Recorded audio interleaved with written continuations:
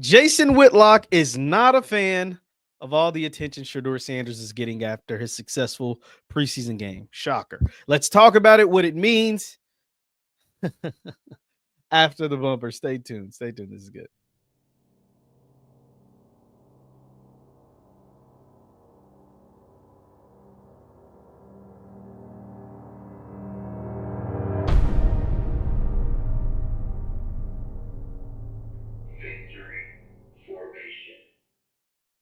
What is going on, everybody? What is going on, everybody? My name is JeffLightsyJr. This is the Victory Formation Sports Show right here on JeffLightsYjr. YouTube, Facebook, wherever you get your content. Do me a favor, hit that thumbs up button, like, share, subscribe, and notification bell because I upload all the time. Now, Jasonm Whitlock, we know he is not a fan of Deion Sanders. We know he has been very critical of Deion in Colorado in the past, and more specifically, even Shedeur. Shedeur Sanders, as we know, was the quarterback for the Cleveland Browns. Shedeur Sanders had a preseason game where he got a lot of love and adoration from fans, media members, and celebrities, and it seemed to rub Jasonm Whitlock the wrong way. The celebrities include Emmitt Smith, Don Staley, LeBron James, Ryan Clark, like just everybody who was in on the Shedeur Sanders, Jamie Foxx, like everybody was in on praising and hyping up Shedeur, except Jasonm Whitlock. And Whitlock, I'm going to play you a snippet from his he went on a 12-minute rant. A 12-minute rant he had about the quote-unquote black groupies was the exact word that he used when describing the people who were praising Shedeur Sanders, even though all of them wasn't black. I didn't understand that, him phrasing it as black groupies, even though everybody who was loving on Shedeur Sanders wasn't black, including Chase Daniel and Dan Orlovsky, who were white quarterbacks that played in the NFL for over a decade each. But let's listen. I sped it up a little bit because I don't want to get a copyright strike. Fair use, fair use. Let's listen to what he has to say at the end, because I skipped the first 10 minutes, right? Like, but let's listen what he had to say the last 2 minutes in his 12-minute rant about Shedeur Sanders' performance against the Carolina Panthers in the preseason game. Let's take a listen. Someone walk me through the importance of Shedeur Sanders. Is he Nelson Mandela? You don't have to be. He's a quarterback. What is Shedeur? Shedeur Sanders is like a bad rapper. I mean, a really bad rapper that plays quarterback and taunts people. I mean, this is great.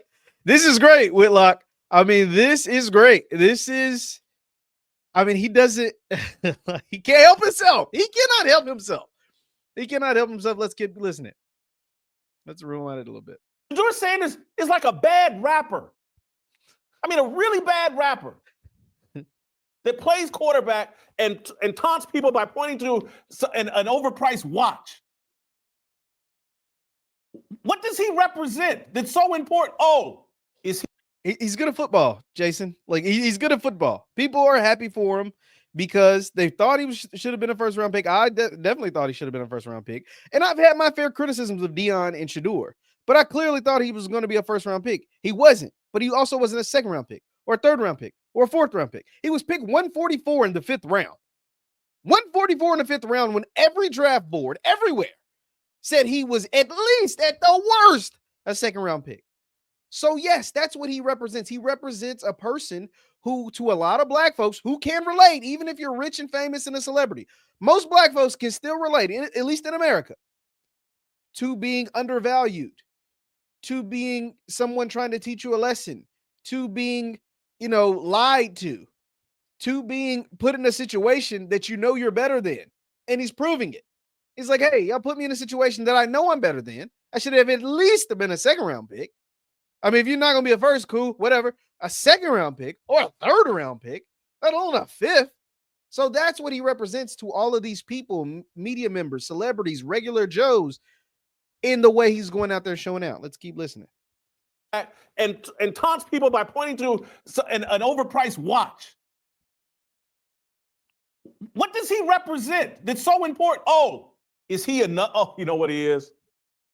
Ryan Clark just phoned in. Shedeur Sanders is the first unapologetically, authentically black quarterback from a rich black father to ever play in the NFL. I wonder if that's true. No, Patrick Mahomes' dad played Major League Baseball for a long time. I don't know how how well he did with his money, right? Like Deion obviously was rich, but like I'm assuming the Mahomes family had a little bread because his dad did play a number of years in the majors. But I wonder if that is true because all the other prominent black quarterbacks came from either single parent households or households that just didn't have the most money. I mean, Bryce Young, I think came from an affluent two-parent household that had some money. I don't know if they were rich, but I think they did okay. CJ Stroud's father, I think, was either incarcerated.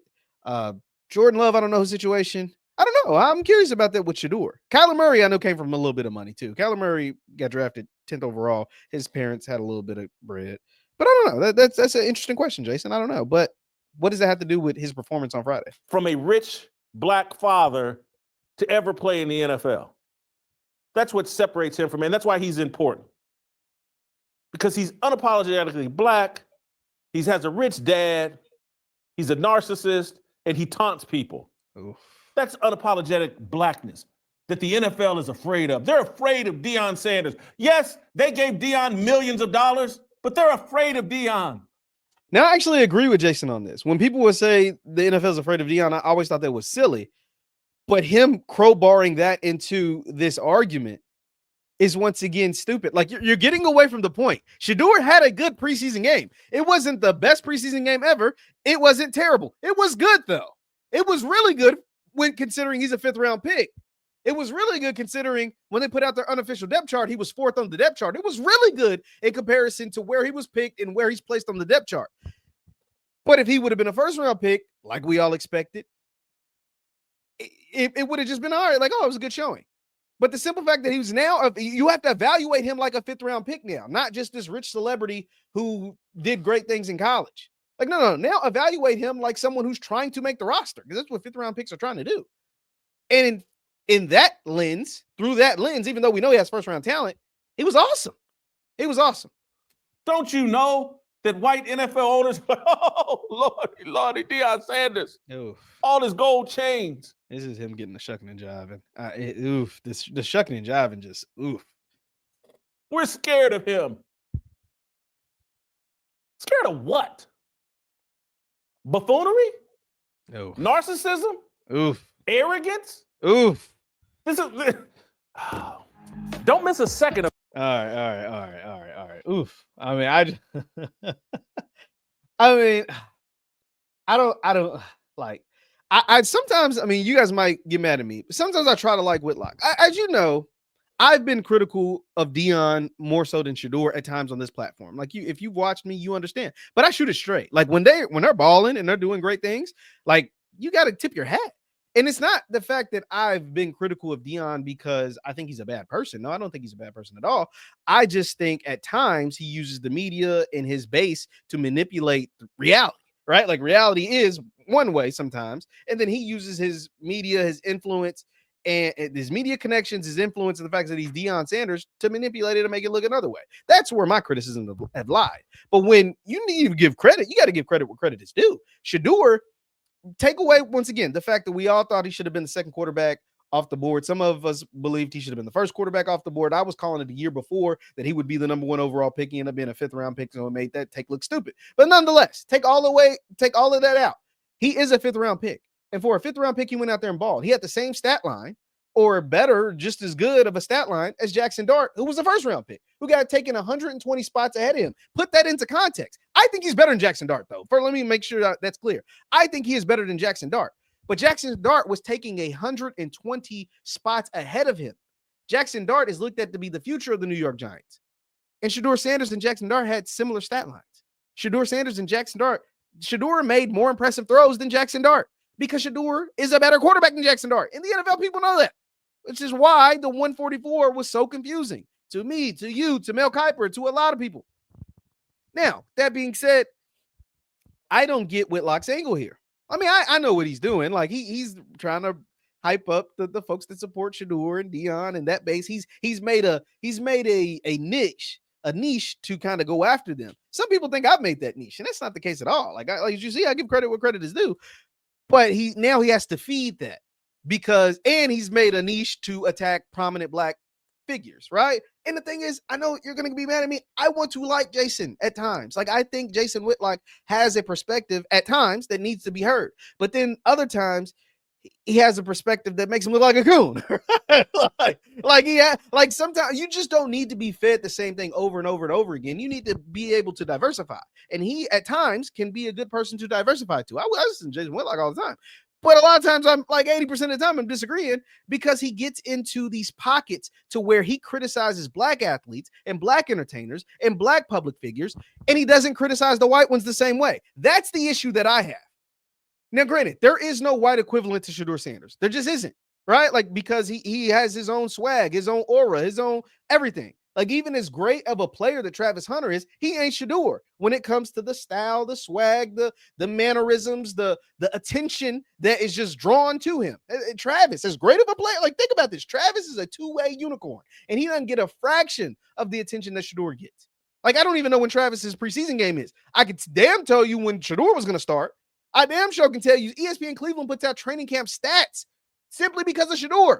ESPN Cleveland's been around for years. They never put out training camp stats. I've never seen a training camp stat sheet with completions, incompletions, touchdowns, and interceptions. Never seen that before until this year ESPN Cleveland did it because Shedeur Sanders is in camp and he was a 5th-round pick.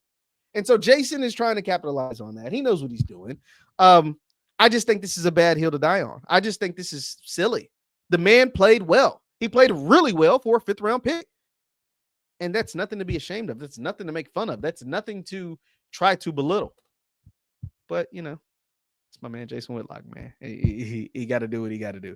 Leave your thoughts in the comments down below. And the whole black groupies thing, because it was Emmitt Smith and Jamie Foxx and LeBron and Don Staley and Ryan Clark, that was lame. Like, that to me was the lamest part of the whole video. The fact that they got to be considered black groupies, even though Dan Orlovsky and Chase Daniels and a number of other white folks did the exact same thing. I think he threw an Acho in there too, which makes it even funnier to throw in Emmanuel Acho into the black groupies conversation. So I don't know. All of it was silly. Let me know your thoughts in the comments down below. And once again, my name is JeffLightsYJr. This is the Victory Formation Sports Show right here on JeffLightsYJr.